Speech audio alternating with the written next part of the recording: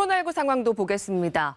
신규 확진 규모는 사흘 연속 8만 명대를 유지했습니다.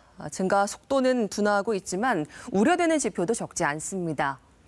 위중증 환자가 242명으로 2달여 만에 가장 많았고 사망자도 35명 발생했습니다.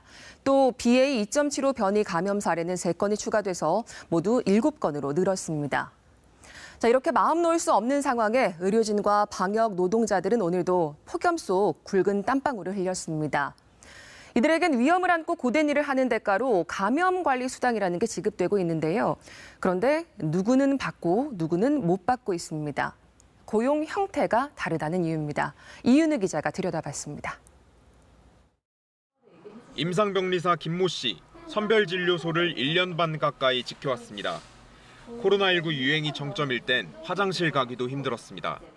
저 혼자 선별진료소를 일단 먼저 전담해서 들어가게 됐는데 신경 쓸 정도로 겨를이 없어가지고 몸만 힘든 게 아니라 올해 들어선 소외감과 허탈감까지 더해졌습니다. 정부가 코로나19 보건의료 인력을 위해 1월부터 감염관리 수당을 지급했는데 김 씨는 그 대상에 들지 못했습니다. 하루 2만 원에서 5만 원 정도의 이 수당을 정부는 병원 안에서 치료 업무를 하는 인력에게만 지급하고 있습니다.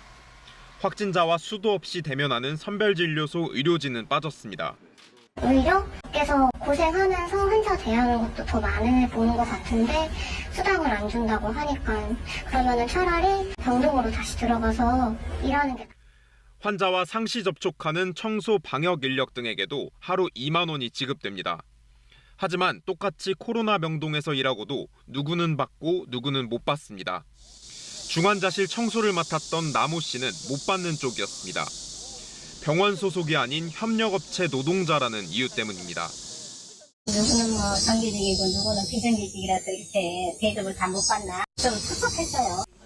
이런 이유로 제외된 인력이 서울에서만 최소 수백 명. 국가인권위는 고용 형태에 따른 차별이라며 개선을 권고했습니다.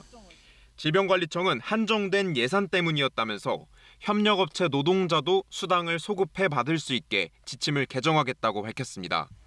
다만 선별진료소 의료진은 환자 접촉 위험도가 상대적으로 낮고 월 평균 14만 원 정도의 지자체 지원금이 따로 있다며 지급을 고려하고 있지 않다고 밝혔습니다. KBS 뉴스 이윤우입니다.